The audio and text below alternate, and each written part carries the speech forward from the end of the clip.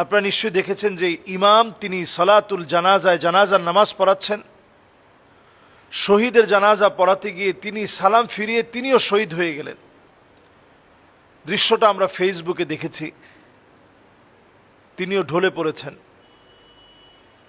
আসলে আল্লাহ তাআলা মনে করায় দিলেন যে মৃত্যুটা এমন, যে কোনো মুহূর্তে আরেকজনের জানাজার নামাজের পরে আমার জানাজা হবে, এই পরিস্থিতি আল্লাহ তাআলা তৈরি করতে পারেন। আল্লাহু আকবার।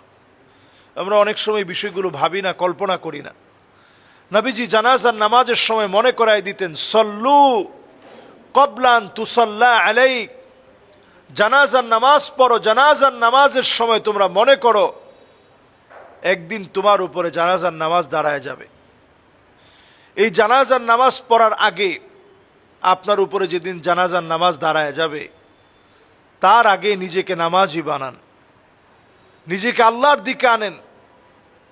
নামাজি হওয়ার জন্য আমি সবচেয়ে বড় আমল বলে মনে করি, এই ছোট্ট একটি আমল করলে আপনি নামাজি হতে বাধ্য।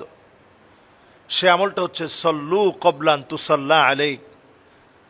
তুমি নামাজ পড়ো, একদিন তোমার উপরে নামাজ দাঁড়িয়ে যাবে।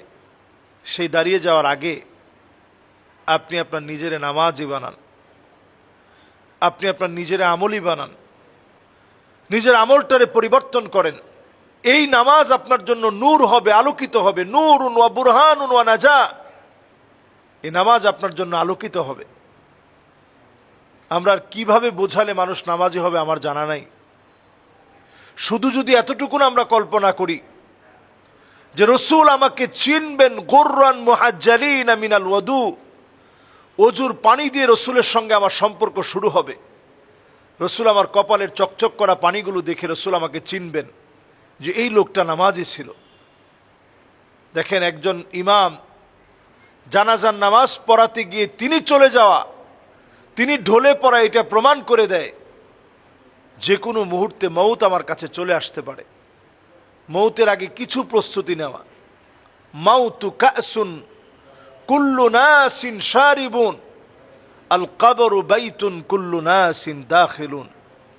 এই মৃত্যুর আগে, এই পাত্র থেকে পান করার আগে নিজেকে একটু প্রস্তুত করেন। মৃত্যুর প্রস্তুতির জন্য মাঝে মাঝে কবর জিয়ারত করার পরে মনে করেন যে আমাকেও কবরে যেতে হবে, আমাকেও এই কবরে যাওয়া লাগবে, এই কবরে আমাকেও ঘুমাতে হবে। এই কবরের প্রস্তুতি যে যত বেশি নেবেন, আল্লাহ তাআলা তাকে তত দামি বানাবেন। কবরের প্রস্তুতি যার যত বেশি হবে, ওই লোকটা আল্লাহর কাছে তত বেশি দামি হবে। কবরের প্রস্তুতি আপনার যত বেশি আপনি অর্জন করতে পারবেন, তত বেশি আল্লাহর নৈকট্য আপনি অর্জন করতে পারবেন। কবরের প্রস্তুতি আপনি যত বেশি নেবেন, তত বেশি আপনি মুত্তাকি হতে পারবেন। ইত্তাকিল মাহারিম তাকুন আ'বাদান নাস। আপনি যদি হারাম বর্জন করেন কবরের ভয়ে, আল্লাহর সামনে দণ্ডায়মান হওয়ার ভয়ে, আল্লাহ তাআলা আপনাকে আবেদ বানাবে।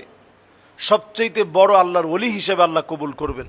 আল্লাহ রাব্বুল ইজ্জাত আল জালালের কাছে আমরা ফরিয়াদ করি, আল্লাহ তাআলা যেন হার কিসিমের বালা মুসিবত থেকে হেফাজত করে আমাদের যারা শহীদ হয়েছে, আল্লাহ শাহাদাতের সর্বোচ্চ মর্যাদা যেন আল্লাহ তাআলা দান করেন। আমরাও শহীদ হওয়ার তামান্না যাদের হৃদয়ে আছে, মান আরাদা শাহাদাতা বিসিদকিন বাল্লাগাহুল্লাহু মানাজিলাশ শুহাদা ওয়া ইন মাতা আলা ফিরাশিহি। যদি শহীদ হওয়ার তামান্না আমাদের হৃদয়ে থাকে, বিছনায় শুয়েও যদি মারা যায়, আল্লাহ তাআলা আমাদেরকে শহীদ বানায় দিবে। জ্বরেও যদি আমরা মারা যাই, শহীদের মর্যাদা আল্লাহ তাআলা দান করবে। যদি ডায়রিয়া হয়েও মারা যায়, আল্লাহ তাআলা শহীদের মর্যাদা দান করবে। শহীদি মর্যাদা আমাদের প্রত্যেকের হৃদয়ের তামান্না যেন হয়। আমিন। আসসালামু আলাইকুম ওয়া রাহমাতুল্লাহি ওয়া বারাকাতুহু।